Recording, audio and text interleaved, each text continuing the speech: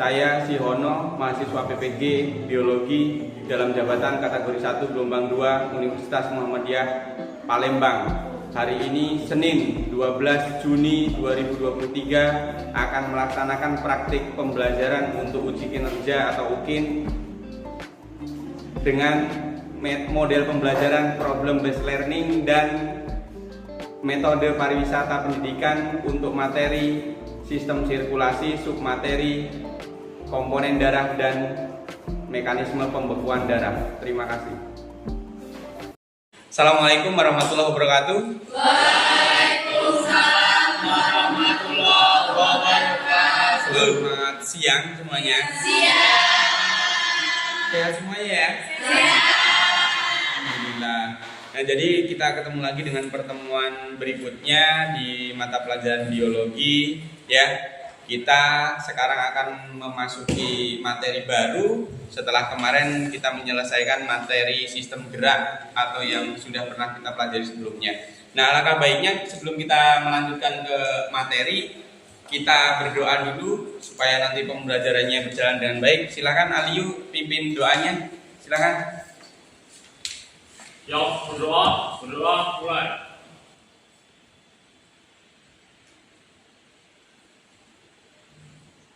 Dan besar. Terima kasih Aliyu. Nah, sebelum kita lanjut ke proses pembelajaran selanjutnya, alangkah baiknya saya cek kehadiran dulu. Hari ini siapa yang nggak hadir? Nihil ya. Oke, terima kasih. Alhamdulillah bisa nihil untuk hari ini. Jadi semuanya sehat semuanya. Sebelum kita lanjutkan, Bapak pengen cek kerapiannya, coba berdiri dulu sebentar, Nak. Ada yang masih belum rapi ya? Masih semangat ya? Alhamdulillah. Nah, yang masih sekiranya belum rapi, bajunya belum dimasukkan, silahkan dirapikan. Sudah? Kalau sudah dirapikan, silakan dicek semuanya. Materi atau buku semuanya dikeluarkan karena supaya pembelajaran kita berjalan dengan baik. Silakan.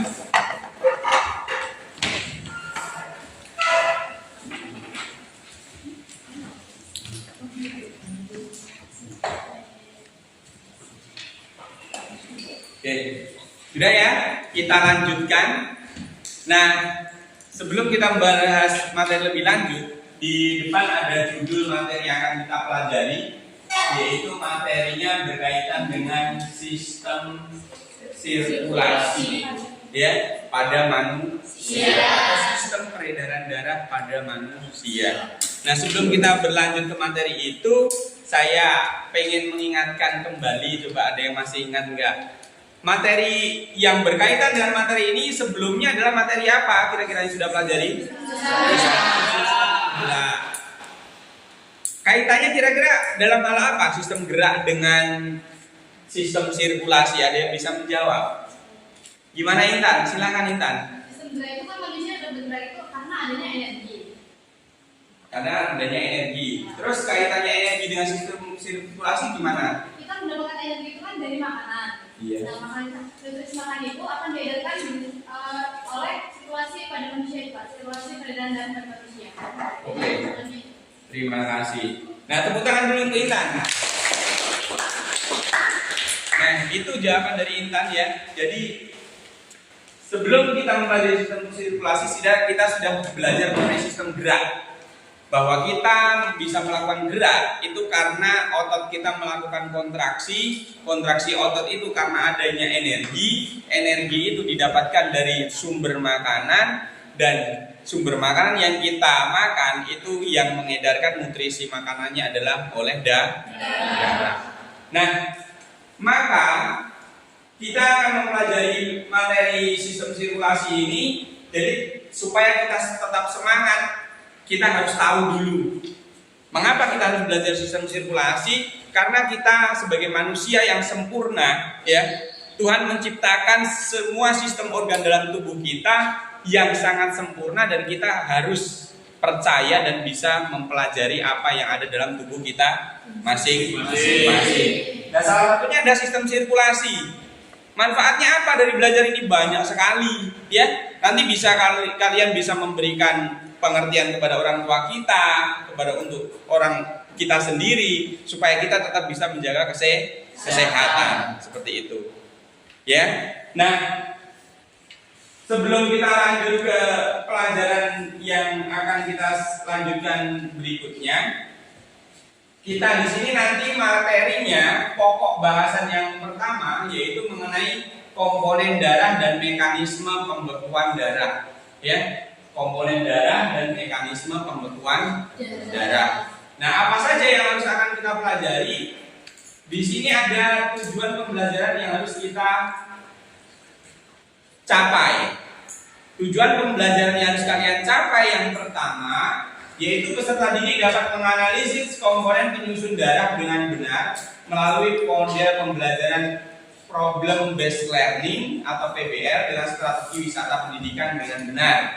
Yang kedua, peserta didik dapat menganalisis mekanisme proses pembekuan darah melalui model pembelajaran PBL dan strategi wisata pendidikan dengan benar. Yang ketiga, peserta didik dapat mempresentasikan hasil analisis komponen penyusun darah dan mekanisme pembekuan darah melalui model pembelajaran PBL dan strategi wisata pendidikan dengan benar. Itu tujuan pembelajaran yang akan kita capai untuk hari ini.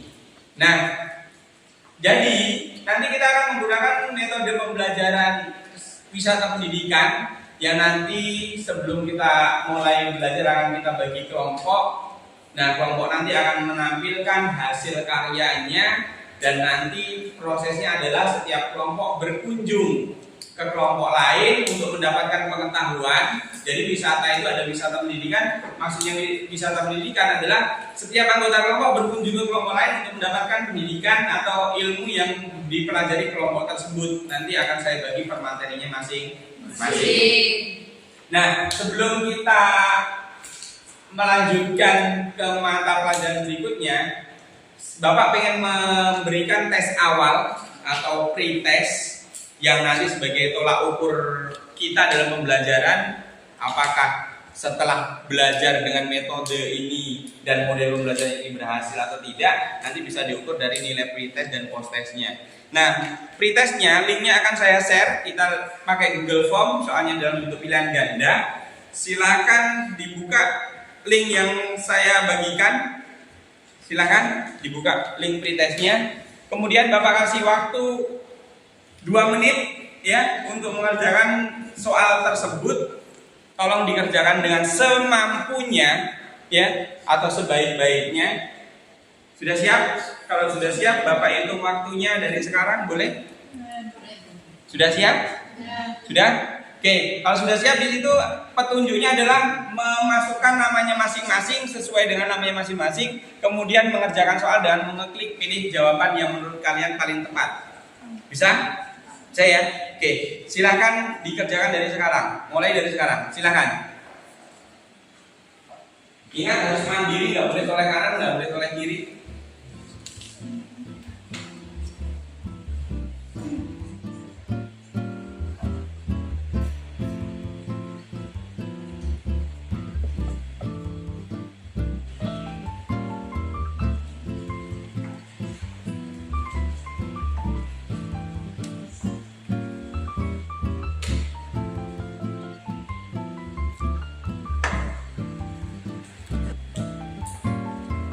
Satu menit lagi waktunya.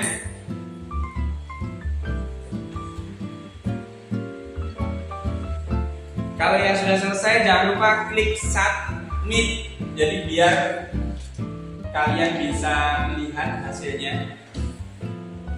Sudah? Kalau pengen lihat skornya bisa dilihat di situ view skor. Biar kalian bisa melihat hasil yang sudah kalian kerjakan. Sudah selesai? Udah ya? Oke, kalau sudah semuanya diklik submit, silakan HP-nya diletakkan kembali. Kita lanjutkan ke proses pembelajaran berikutnya yang nantinya akan kita lakukan penilaian post-test di akhir pembelajaran nanti. Nah, silakan perhatikan ke depan. Sudah? Nah, jadi berkaitan dengan materi di tujuan pembelajaran ini, Bapak akan menampilkan sebuah masalah atau fenomena atau berisi berita yang berkaitan dengan komponen darah ya. Silakan disimak, nanti temukan masalah dari video yang saya tampilkan.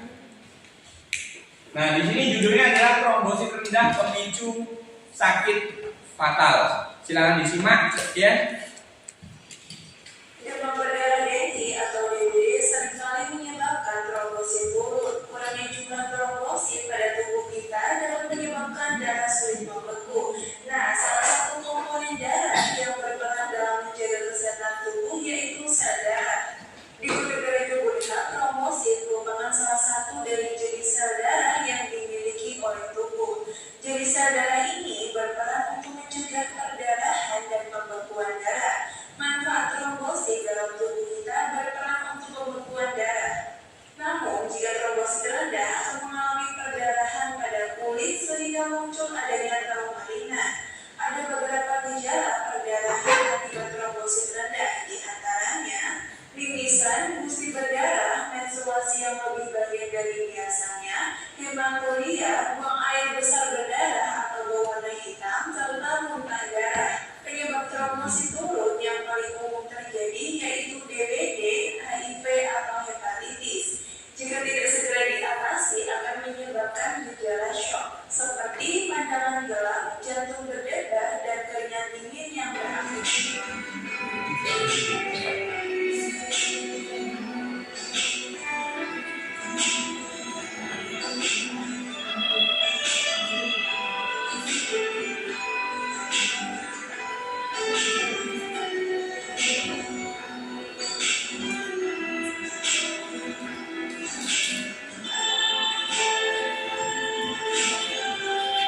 Oke, selesai ya.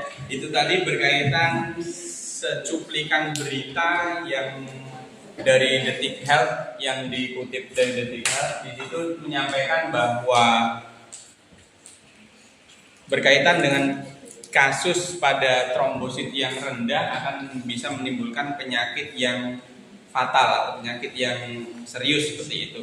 Nah, dari rumusan atau masalah-masalah di dalam video tadi, kira-kira apa yang menjadi bahan permasalahan pada dari video tadi? Silahkan tunjuk tangan. Siapa yang mau bertanya atau masalah yang kalian bisa temukan dalam video tadi, silahkan. Saya, Pak.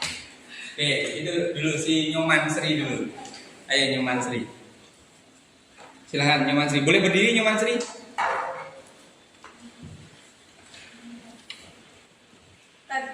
Tadi kan dalam video ada menyebutkan bahwasanya salah satu komponen dalam darah itu adalah trombosit.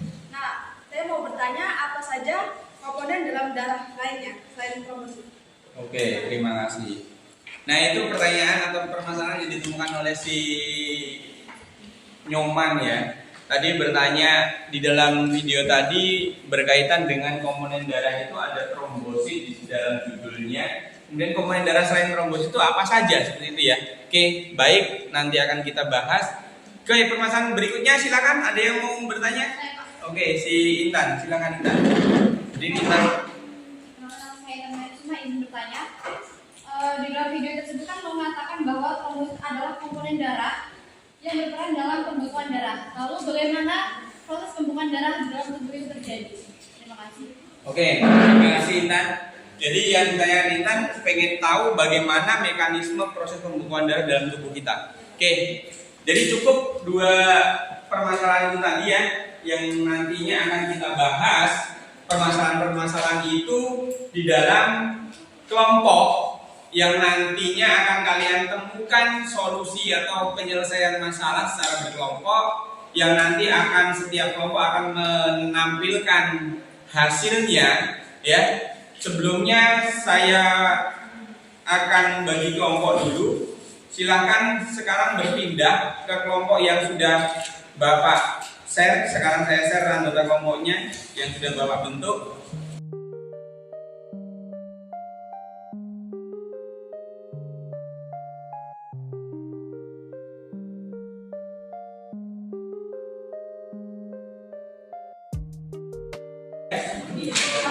Nah, jadi sekarang Bapak akan membagikan LKPD LKPD ini adalah lembar kerja peserta didik yang harus kalian isi dalam pencarian masalah. Di sini ada link YouTube yang nantinya bisa kalian buka untuk mengecek kembali orientasi masalah tadi yang saya berikan ketika ingin mengulang kembali, ya. Link YouTube-nya ada di LKPD, boleh diklik linknya, boleh, silahkan. Kemudian nanti dikerjakan secara berkelompok.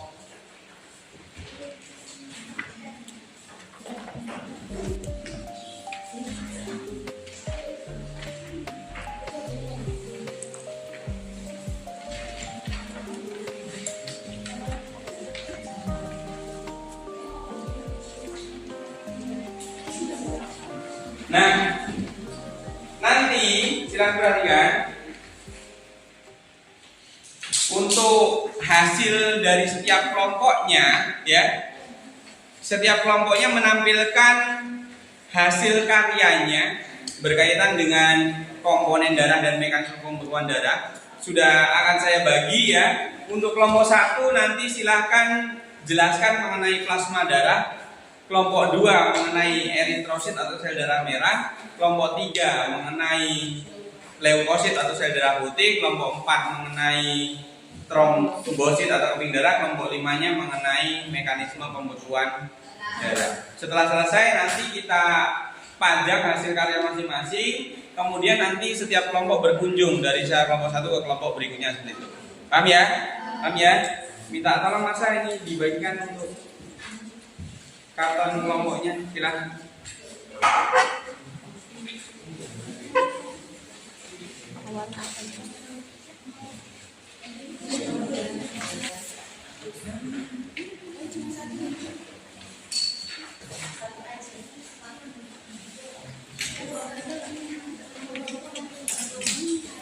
Oke, LKPD sudah saya bagikan, ya, sesuai dengan kelompoknya masing-masing dan materi masing-masing. Silakan kerjakan hasil diskusinya dan tampilkan dalam karton atau yang sudah kalian siapkan. Nanti akan ditampilkan untuk poster untuk dipamerkan setiap anggota kelompok lain yang akan berkunjung berkaitan dengan materi yang kalian dapatkan.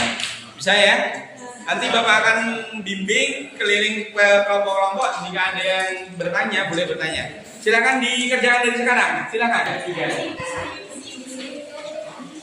Di LKPD ada link, ya, atau acuan sebagai bahan atau panduan atau sebagai bahan diskusi, boleh dibuka. Jadi manfaatkan teknologinya, boleh buka HP, boleh buka Google untuk mencari solusi dalam masalah di LKPD itu. Silakan, ya.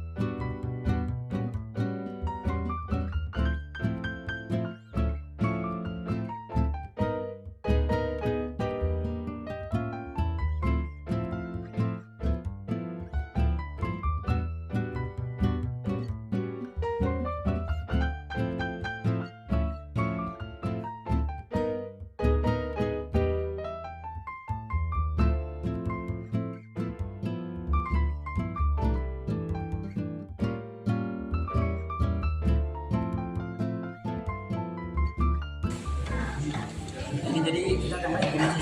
Ya, ya. panjang gitu ya. Banyak LKPI-nya.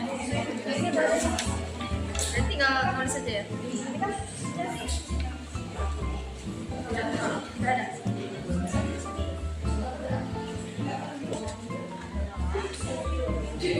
Pindah merah. Enggak. Di PowerPoint dia tuh di dalam itu memiliki demografik yang membuat dia warnanya merah. Langsung di merah. Ada tuh cairan yang ada di dalam kapasitas darah.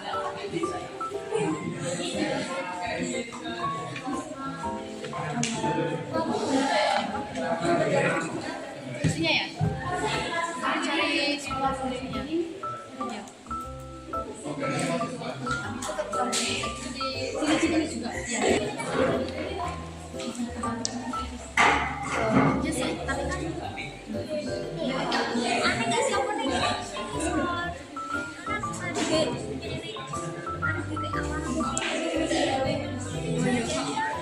Enggak kan, aku nggak mikir ya, agak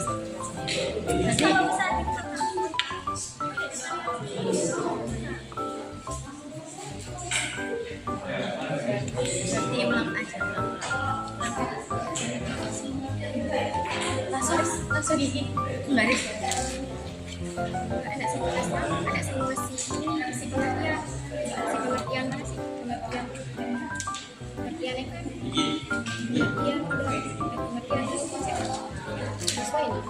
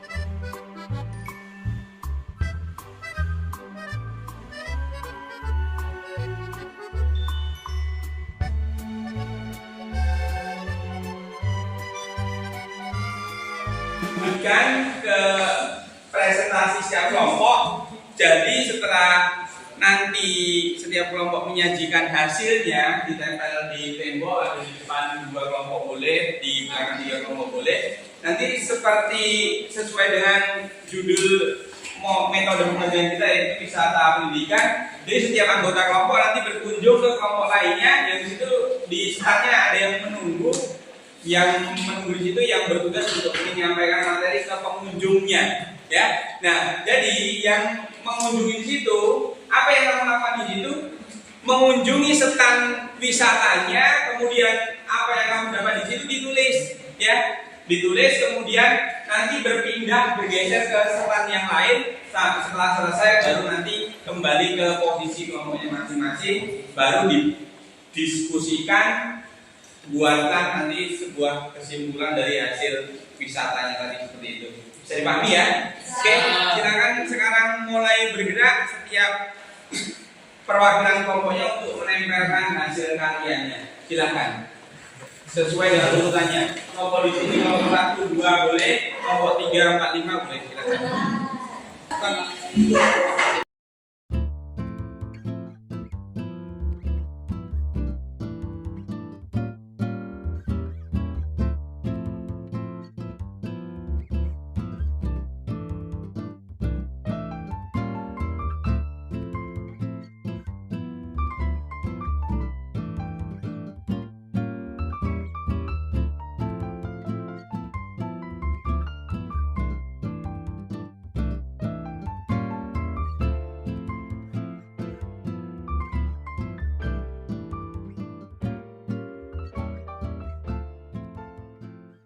Yang menjaga standnya berjalan ke stand wisatanya masing-masing. Silakan.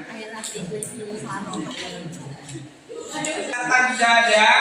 Silakan setiap kelompok mengunjungi masing-masing kelompok untuk berwisata. Tulis apa yang kamu dapat di sana, ya. Jadi nanti tanyakan ketika kamu ada pertanyaan di setiap stand yang kamu kunjungi saat berwisata. Apa yang pengen kamu ketahui, tanyakan di situ berkaitan dengan apa yang mereka sajikan. Bisa ya? Oke, silakan dimulai. Semuanya berjalan bergeser ke kelompoknya masing-masing atau bergeser ke kelompok kawannya masing-masing. Silakan.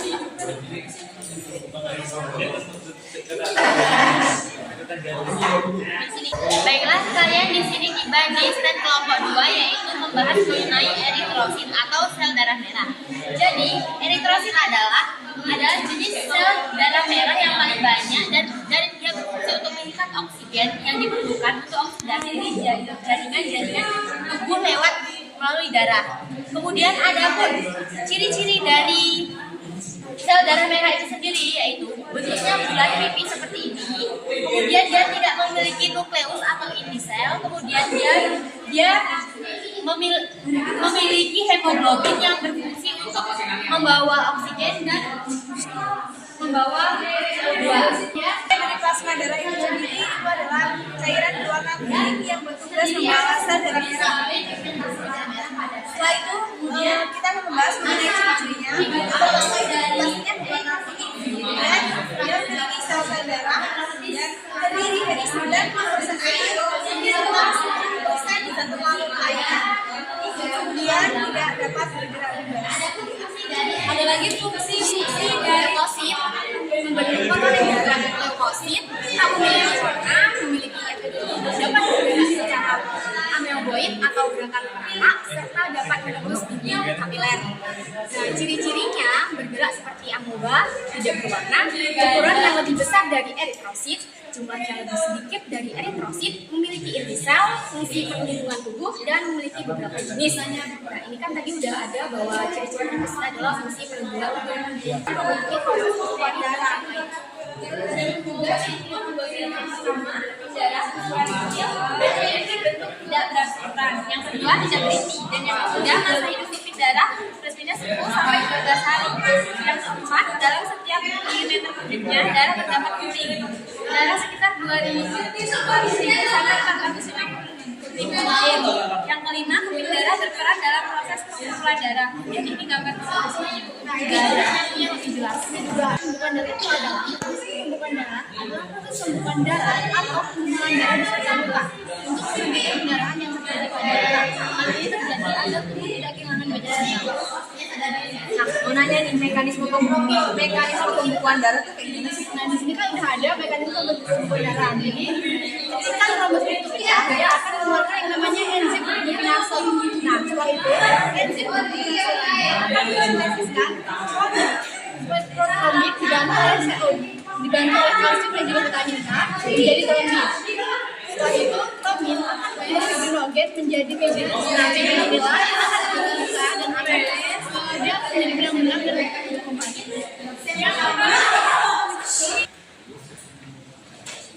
Kita sudah selesai melakukan wisata pendidikan tadi ya. Jadi setiap kelompok sudah berkunjung kelompok lain. Nah sekarang di setiap kelompok kalian diskusikan mengenai apa yang kalian dapatkan.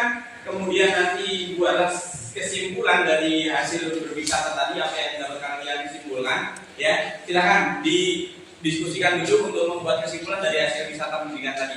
Silakan.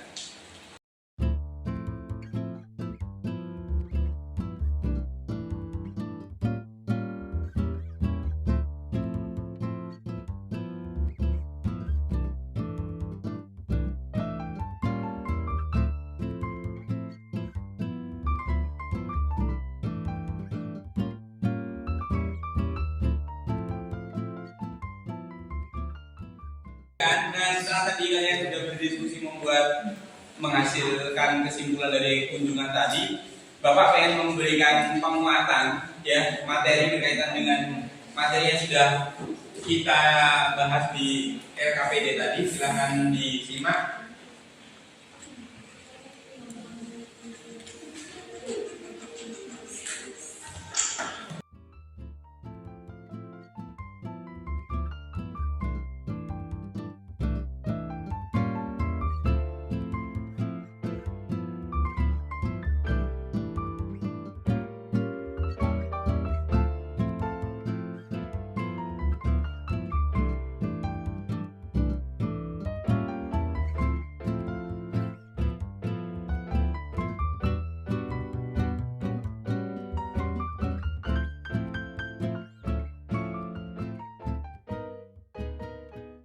Nah, di sini keterangan dari hasil dari video tadi ada sebuah mekanisme pembekuan darah, yaitu dimulai dari trombosit pecah, kemudian mengeluarkan enzim trombokinase, kemudian akan mengaktifkan protrombin menjadi trombin dengan bantuan vitamin K, kemudian dengan bantuan ion Ca+ akan mengubah fibrinogen membentuk benang-benang fibrin, baru terbentuk luka yang tertutup atau terjadinya pembekuan darah seperti itu. Oke, kita lanjutkan ke akhir pembelajaran sebelum kita tutup. Jadi alangkah baiknya kita membuat kesimpulan dari proses pembelajaran yang sudah kita lakukan tadi. Apakah nanti kesimpulan yang kita buat harus sesuai dengan tujuan pembelajaran yang di awal tadi kita sampaikan. Oke, siapa yang mau menyampaikan kesimpulan dari pembelajaran kita hari ini? Silahkan beri tangan. Oke, silakan si Marsha, sampaikan dulu. Berdiri Marsha. Jadi eritrosit, kebetulan saya membahas materi eritrosit ya Pak. Iya. Jadi eritrosit itu warna yang dimiliki oleh eritrosit itu berwarna merah. Kemudian bentuknya yaitu berbentuk bulat pipi, kemudian ukurannya sebesar 7 hingga 8 mikrometer, kemudian tidak memiliki nukleus, jumlahnya itu 4-5 juta, kemudian itu tidak dapat bergerak bebas, kemudian umurnya itu selama 120 hari dan dia diproduksi di dalam sumber tulang belakang. Oke, terima kasih Mas. Nah, silakan sampaikan kesimpulan yang berikutnya. Tadi si Mas sudah menyampaikan kesimpulan, sekarang silakan yang menyampaikan kesimpulan. Oke, silakan Okta. Jadi kesimpulan, tadi kelompok saya menyampaikan materi mengenai plasma darah yang dapat kelompok saya simpulkan mengenai plasma darah, yaitu pada warna itu warnanya bening kekuningan, untuk pada bentuknya itu cair, kemudian tidak memiliki ukuran, serta dia tidak dapat bergerak bebas. Oke, terima kasih. Tepuk tangan untuk Okta. Oke, selanjutnya silakan. Ayo Intan, silakan Intan. Jadi kesimpulan dari mekanisme pembekuan darah adalah dari skema yang telah saya buat dengan kelompok saya tadi, saya dapat menyimpulkan bahwa ketika trombosit pecah akan mengaktifkan trombokinase, lalu trombokinase akan mengubah protrombin menjadi trombin dibantu oleh kalsium dan juga vitamin K, lalu trombin akan mensintesis fibrinogen di plasma darah menjadi fibrin. Nah, benang-benang fibrin itulah tersebut akan menutup luka dan lalu mengering. Oke, nah sekarang tadi sudah semuanya menyampaikan di kesimpulannya. Nah di sini juga Bapak akan tampilkan kesimpulannya dari apa yang kita pelajari. Nah di sini kesimpulan yang kita buat tadi yaitu bahwa komponen darah itu adalah plasma darah, sel darah, ada sel merah, sel darah putih, dan sel darah. Kemudian ada proses pembekuan darah yang tadi sudah kita bahas dalam materi yang tadi disampaikan. Nah, oke, untuk mengakhiri pembelajaran hari ini, mari kita melakukan refleksi supaya kita bisa memperbaiki apa yang menjadi kekurangan kita. Nah, kira-kira pelajaran dari yang tadi sudah disampaikan dari setiap kelompok, yang menurut kalian paling sulit mengerti itu yang mana? Silakan tunjuk tangan. Salah satu anak. Silakan Desti. Silakan Desti. Di materi leukosit tadi kan ada macam-macamnya. Nah, macam-macam itu saya kurang paham Pak. Gimana terus apa aja gitu. Oke, terima kasih Desti. Jadi itu yang menurut Desti. Jadi yang sulit dipahami yang pertama adalah mengenai macam-macam dari jenis leukosit ya, yang ada neutrofil dan sebagainya tadi. Oke, kemudian yang kedua yang ingin saya tanyakan, kira-kira dengan pembelajaran dengan model seperti ini tadi, menurut kalian apakah menyenangkan atau kurang menyenangkan? Menyenangkan. Terima kasih. Nah, jadi apa yang menjadi yang belum tercapai pada hari ini nanti kita belajar kembali. Nah, sebelum kita post test, LKPD-nya semuanya dikumpulkan dulu, baru nanti kita mengerjakan post test. Silakan hasil LKPD-nya kumpulan dulu, salah satu perwakilan menarik LKPD-nya kemudian dikumpulkan ke depan. Silakan.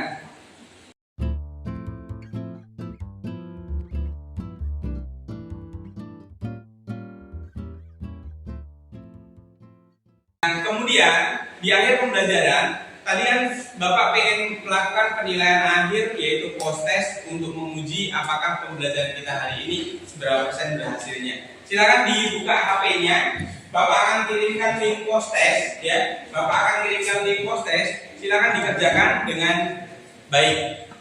Sudah Bapak kirimkan, saya kasih waktu kurang lebih 3 menit. Silakan dimulai dari sekarang.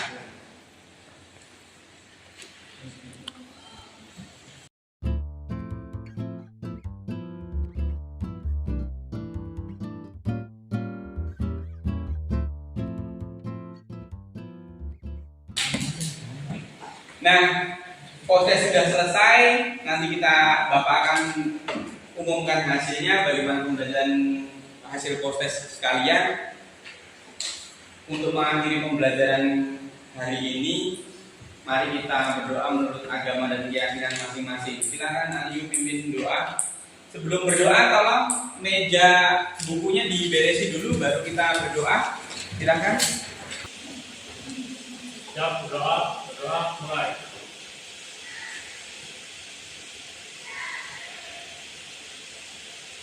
Doa mulai. Oke, Bapak akhiri. Assalamualaikum warahmatullahi wabarakatuh.